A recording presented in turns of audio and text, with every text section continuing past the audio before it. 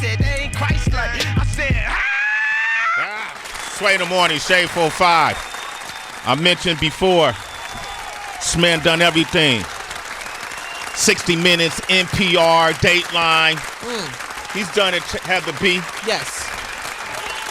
Weekly shows, BET, CBS, NBC. Okay. You name it, he's done it. On a tour.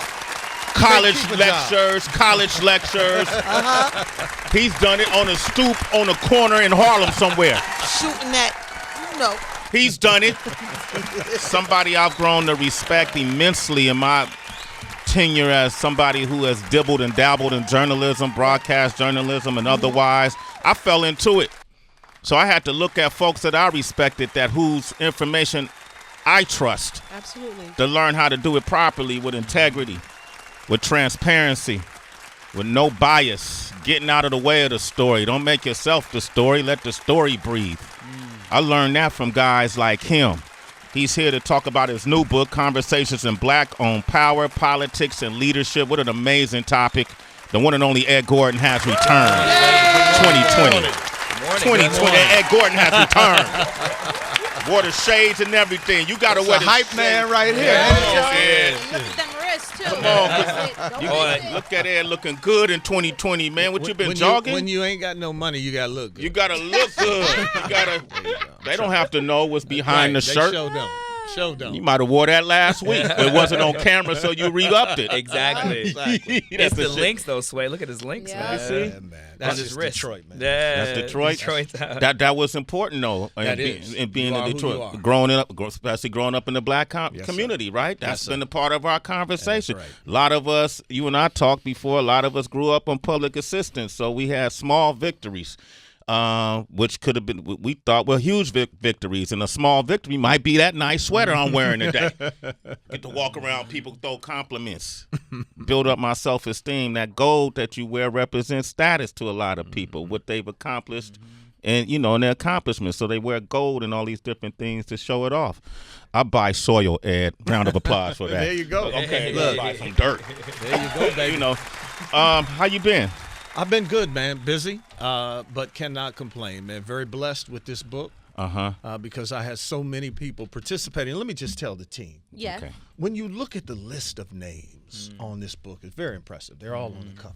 Yes. One name could have been on the cover, but the Negro did not call me back. I ain't nobody but Sway. Oh, I didn't say that. I didn't say that. Sway, that's you? Is that me, Ed? Oh, gee. Thank you, baby. Way to play it. Okay, we can move on now. I just wanted to put that because you just talked about me telling the truth. Wow.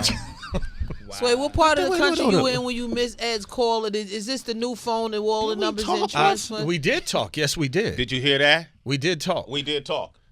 And the last thing was, what we say? Shit. I'm gonna call you back, Ed. I'm down with it.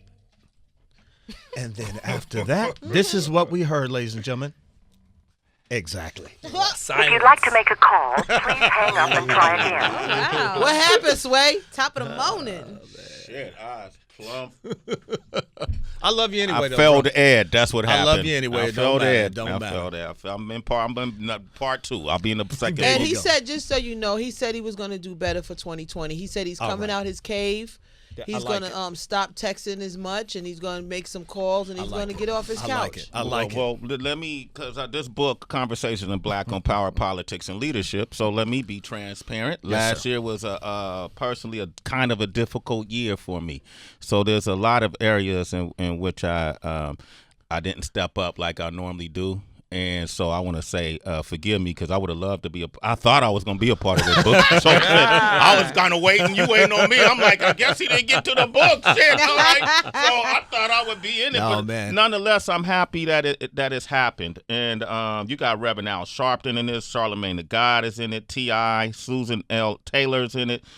Iyanla Vanzant is in it. Maxine Waters, Angela Rye, all these powerful voices that you were able to. Stacey Abrams, Harry Belafonte, Killer Mike. I mean, the list really is impressive, and I appreciate all of them for coming through. You know, I tell young people all the time, your talent is only half of your road. It's really about your relationships. And people really came through for me. And each chapter of the book is a different topic. So we go from the state of Black America to Black Lives Matter to images in the media, Black girl magic, the state of the black male. I mean, we talk about a little of everything. And what I did is I thought to myself, man, I talked to all of these great people. It would be magnificent if we were all together in one room talking. I knew that was an impossibility. But I said, well, let me be the conduit. I interviewed everybody, and then I wrote the book as if we were all together in one room. It's incredible. That's dope. By talking about the state of the black male, for example, and I know you talk to the women in that's in the book as well about the state of the black male. What was the general was there any common denominators in the consensus? Well, we all agreed that there's some issues that we have to deal with and that we've been talking about dealing with for a long time. You know, we used Nipsey Hussle's death as an example of someone who did not allow his condition to define him. We talk about the idea that America has painted, as you and I have talked about countless times, too many times. You know, they painted this picture of who the black man is, and it's always a negative picture. And it's really going to be up to us to change that picture, to change that dynamic. And what I want this book to be on all fronts. You know, we talk about black girl magic. Black women are doing phenomenal things, but there is a portion of the black female dynamic that is not doing well, that is in the criminal justice system, that is having problems. So we discussed that as well. What I hope this book will be is a fire starter for discussions and then movement. Okay. You know, we talk about black leadership. You know, sometimes I think we need to look at black leadership and ask, are you failing us at times? I think genuinely they're out there doing their best, but the whole idea for me is for us to find new narratives. I think in some aspects, in some areas, we've hit ceilings and we're not going any further than we've been. You know, I think about education. I think about the wealth gap. You know, none of that is changing. The last 20 years, the statistics are pretty much the same. So the average household in the black community makes about the same much it did 20 years ago. Well, and what is that? Adjusted for inflation. I think, you know, when you think about when you think about the wealth gap, you know, it's yes. I mean, if you think about what the poverty level is officially, I think it's under $20,000 for a family of four. That's what the government considers poverty. Are you kidding me? Come on, man. Well, let's be real about this. And so we've accepted it. Donald Trump, we talk about the Trump years, we talk about the Obama years and reflect on that. And I tell people, you know, listen, I'm all for who this president was to us. I didn't think I'd ever live to see a black president. I'm so proud of everything that he did. His family was idyllic. They gave us pride. They made this nation better. But they're off buying $13 million homes, and God bless them, Martha's Vineyard. Those days are gone. We need to move forward as they have. We can't sit and pine for those years and worry about where we sit today. We need to be. It's 2020. It's voting time. It's voting time. It's voting time. What did people feel did they felt like the Obama years made people more apathetic or complacent? Yeah, depends on who you talk to.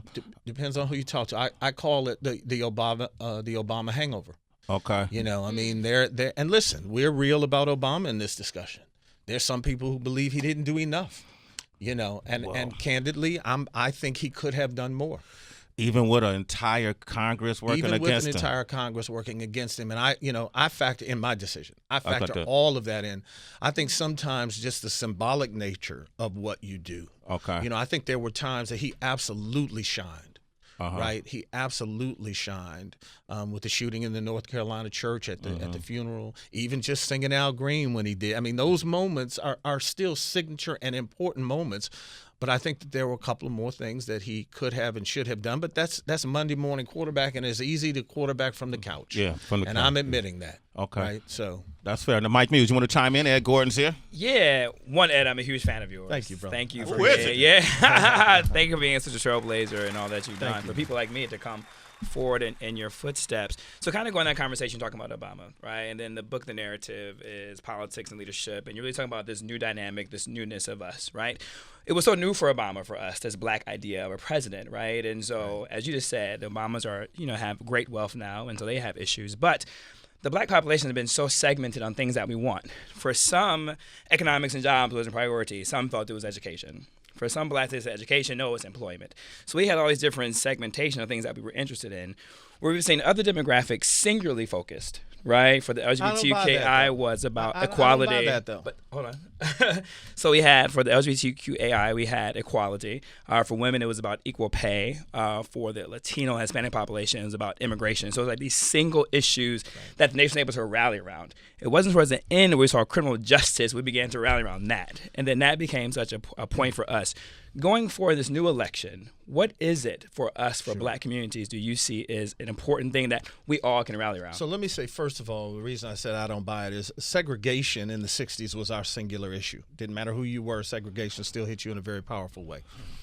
So I think that the subgroups that you talked about now are catching up for their singular issue right now. I don't think that many of those groups have singular issues either. I think maybe that's their most important issue, but there are issues that are developed by your educational background, your economic background, sometimes simply who you were raised by, where you were raised. Condoleezza Rice told me once, I can usually predict whether or not you're going to be a success educationally, depending on what zip code you were born into, period. Wow. Period. She told you that? Yeah. I mean, studies have been done, and it really has nothing to do with intellect. It has to do with opportunity and resources. and the resources that are given to you. So, I don't think we should have singular issues per se. A rich black man in Beverly Hills is not going to have the same issue as a brother down in Miami who is jobless. We understand that. But I think right now the singular issue we all need to be about is making sure that Donald Trump doesn't get another 4 years, and that's not going to be easy. I'm not excited by what I see from the Democrats. Stacey Abrams says in the book, if you think these 4 years have been bad, if he wins again, strap in, were her words. We already see what kind of maniacal person this is in the White House. And so if we're going to be the linchpin for whether the Democrats win or not, we need to be smarter than we've been. And we need to demand, if we usher somebody in the office, that this is what we want for our vote. This is what we expect in return. And then go get it. We've been so happy sometimes just to be invited to the party. Yeah. I got to the Rose Garden. I got a picture with him. Okay, cool. Now what? Exactly. I couldn't agree with you more. That's what I'm talking about, the single issue, because of the fact that when you're a president, whether Republican or Democrat, right, you only have so much political currency that you can bring something forward, right? And so when I talk about those single issues, there was economics associated when it comes to fundraising, when it comes to lobbying. If you look at AIPAC, Jewish, there's a two-state solution. What are you going to do about Israel, right? The Human Rights Campaign, right? It was about equality, right? When you had the female rights, feminist groups focusing, it was about how we're going to economically fundraise, right? And then lobby our Congress or lobby the president in order to get these issues across. And so that was the point I was making about in terms of single issue, in terms of economics, a lobbying, very strategic, right? And then so in 2020, how are we going to be strategic going forward? So is it criminal justice or is it other things? So one of the things we talk about in the book is the black agenda that we've been talking about for 30 years that hasn't come about. What is the black agenda? Well, and there it is. That's the question, right? Angela Rye talks about the idea that we talk about this black agenda, but we've never put forth an agenda. We've had spots where people met and we said we were going to do that and it never came to fruition. Marching orders were never given, plans were never developed. We like to meet as a people. We like to have a conference. We like to have a town hall meeting, and I've been involved in a number of them. I don't do as many as I used to because I simply say, why am I doing this again? I tell the CBC, God bless them. I love them. Maxine Waters is in this book. Hakeem Jeffries is in this book, and I think they are on the front lines fighting for us. But I also know the CBC weekend, we could do those same town halls over and over, year after year after year, because there's no measuring stick of how we're doing better, and no marching orders are given. So I think part of what we're trying to do with this book is find new narratives to say, look, we've got to start to do things slightly differently. But to your point, I think that, it's not going to be enough to just mobilize like we have and voter registration and get on black radio, and that's fine. But what other steps are we going to do to assure that we don't see this man in office? Because the danger he has brought is not about his 4 or 8 years in the office of the presidency. It's about the judgeships that he's already put on Supreme Court and the appellate courts and the appeal courts. Those are the things that affect you for generations. Think about how long Supreme Court members stay. I mean, when you talk about lifetime appointment, they mean lifetime. God bless her. Ruth Bader Ginsburg is hanging on simply because she knows if I go away, we're in trouble.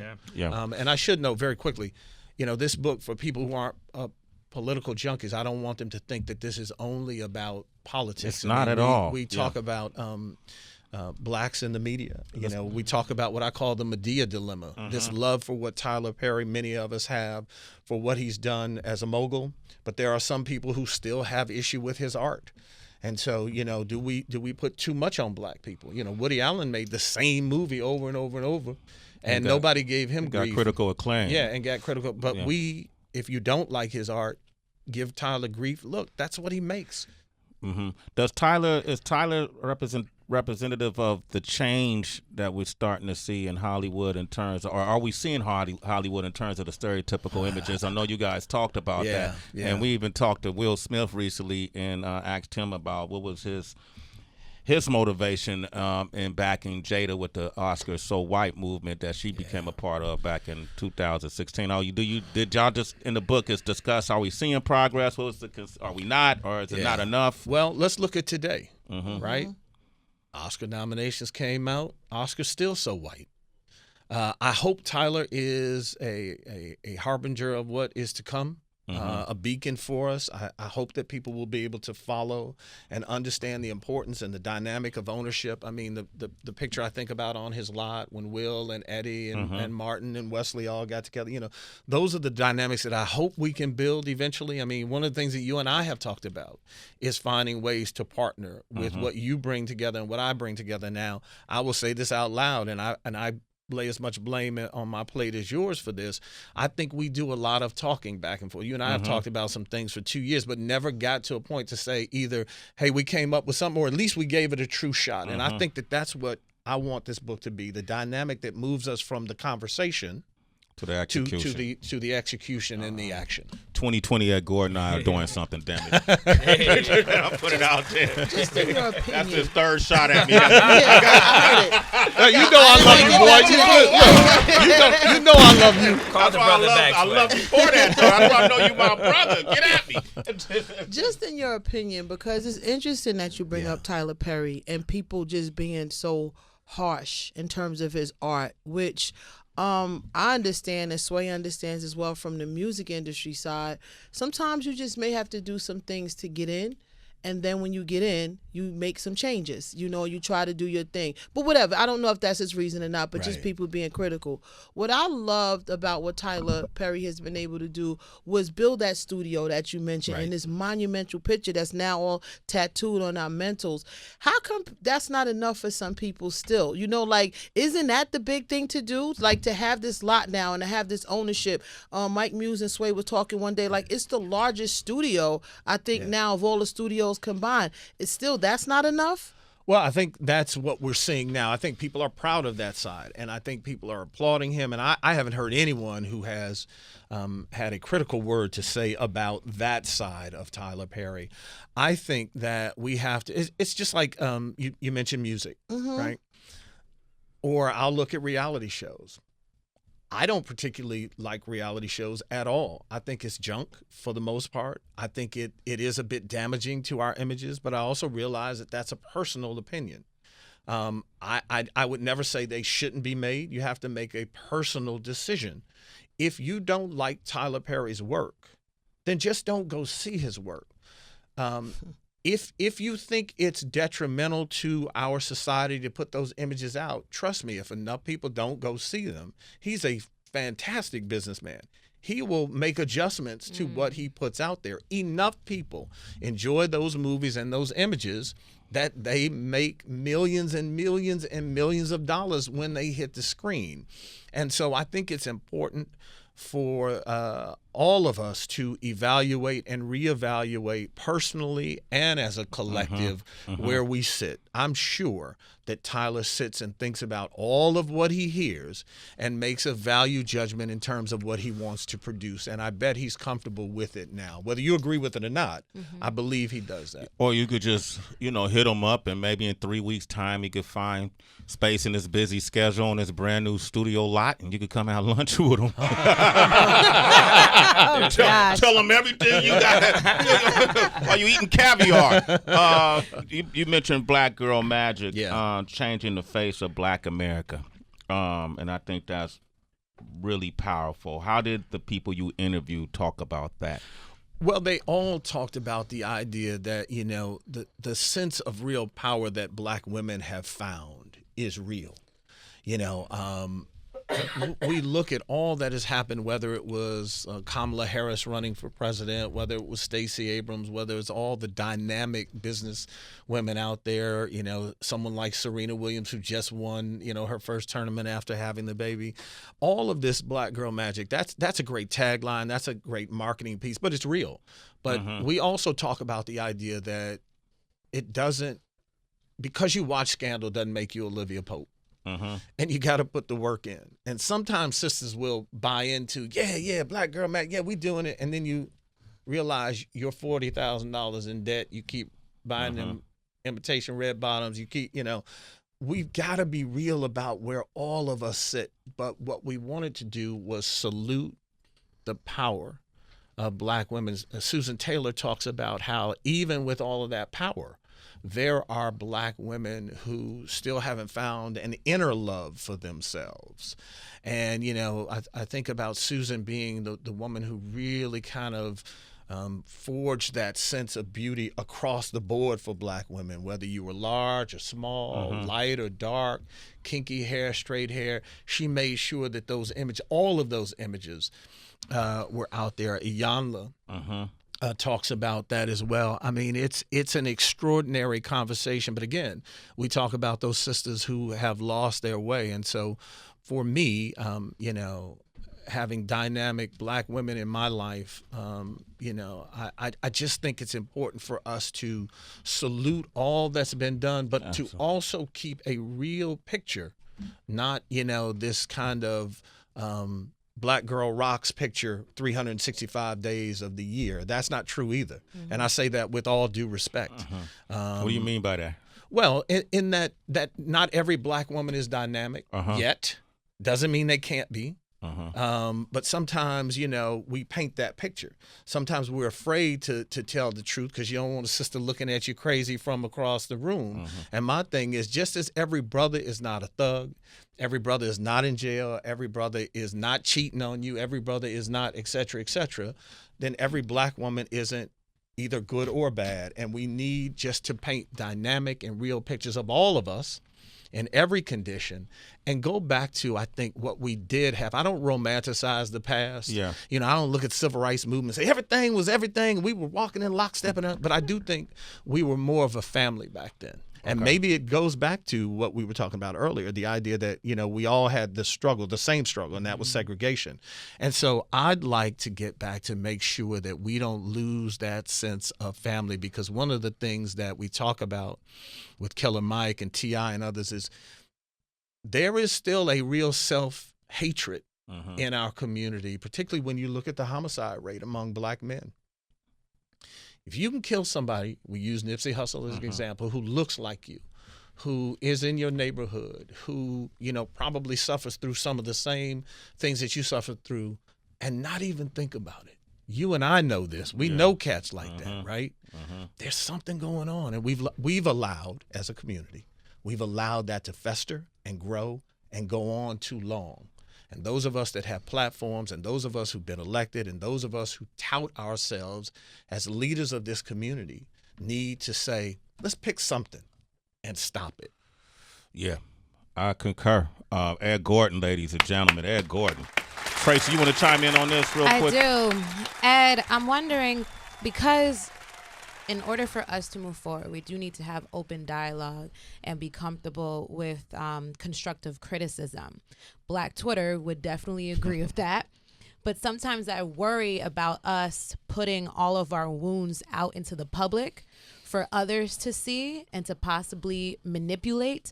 And so I'm wondering, in your eyes, what is the best method of communication for us?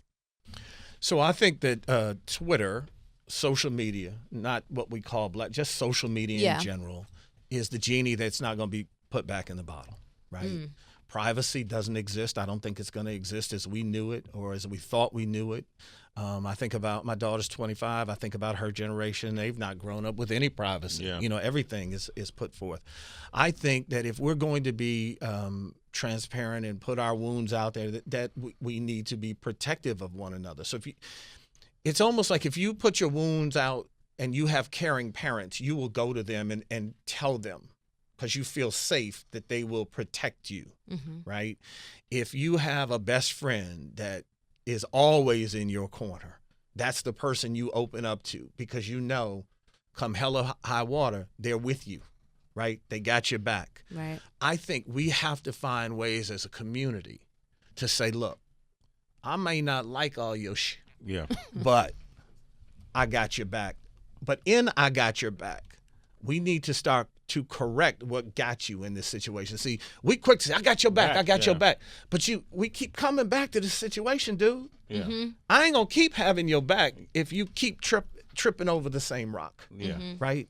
So, again, part of what I'm trying to do with this book is to say, let's read this. Let's think about what are in these pages. Let's think about what these great influencers and leaders are talking about.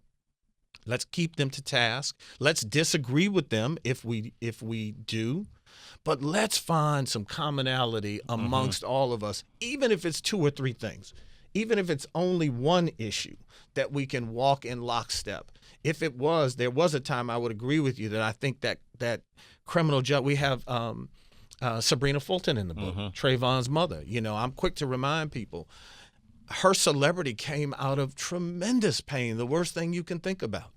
There are countless people we know now famously simply because their child was killed. Isn't that something? That's an issue. That's horrible. Yeah. So, if it is police brutality, then all of our leadership should say, look, we may not agree on everything. We may not agree on how to reach certain things politically, but let's take on police brutality as a collective. And that's Urban League, that's NAN, that's NAACP, that's Black Lives Matter. We talk about the difference in generations. We've got, Alicia Garza from Black Lives Matter and talk about the generational difference. And I think the older leadership thought that they were dealing with the younger leadership a little better than I think I know the younger generation was thinking. And so we just need to find common ground, not be afraid to be delicate at times, to be transparent, but to know that, we're all in this together. Until then, because it's just human nature to hold your cards to your vest. Right. But until then, I think that we're still going to fall over these stumbling blocks. Rocks. Armando's on the line from Cincinnati. Good morning, Armando. Hey, Armando. What's your thoughts? What's your thoughts, Armando? Say hello to Ed Gordon. Go ahead. Can you hear me? Can you hear me? Yeah, what's your thoughts? Oh, yeah, my thoughts are I like what you guys are talking about, the black community and whatnot, especially in politics. I think that's important for us to have money behind us in order to flush out all the things that D.C. and different, lobbyists are working against us. And so a candidate that's helping us or proposing this is Andrew Yang right now. He wants to put $1,000 to each American hand above the age of 18. he wants to give democracy dollars to each individual so that they can donate to any campaign. He has 100 democracy dollars. We'd be able to flush out, like, once again, lobbyists. We have people who do art can do art without thinking, man, I'll lose my job. I can't afford my rent. So I think those are the kind of things that black people need. We need resources. We need money to basically help ourselves, be where we want to be and not where politicians say we should be. Okay, Mr. Yang, thanks for calling. Yo, that's a Mr. Yang. Is that Andrew? Is that you? Andrew, is that you? So I guess we know who has your vote, right, Armando? Absolutely. You guys should have him on the show, and so you can talk to Black Americans and tell them how you can help us and put ourselves where we need to be. Absolutely. We'll put the Mike News to work. Mike News will work on that for us.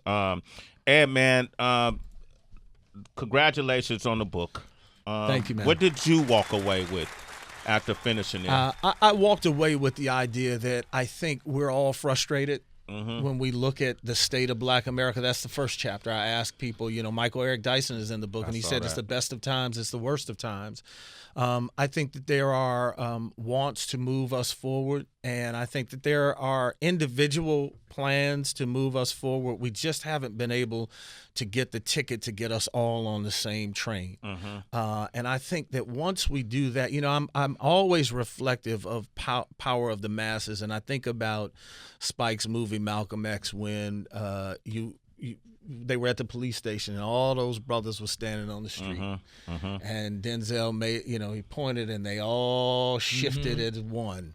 That was such a powerful scene. And I think that speaks to us that we all can shift as one if we find those couple of issues that we say, look, we may not agree on this, we may not agree on that, but damn it, we agree on this, and this is where we're going to put our power and focus. And I think if we can get that one thing, then the next one will be easier. Okay. Right? All right. The Ed Gordon, ladies and gentlemen. Conversations in Black on Power, Politics, and Leadership is out tomorrow. Go across every platform. Read it. It's very interesting read. Very honest and transparent responses from all the people in the book. They can go to edgordon.net too to get a little bit more information on the book, and then we've got all the links to where you can purchase your books. Thank you, Ed. 2020 is our year. Bro, I love you, baby. I love you, man. I love you. I really love you, man.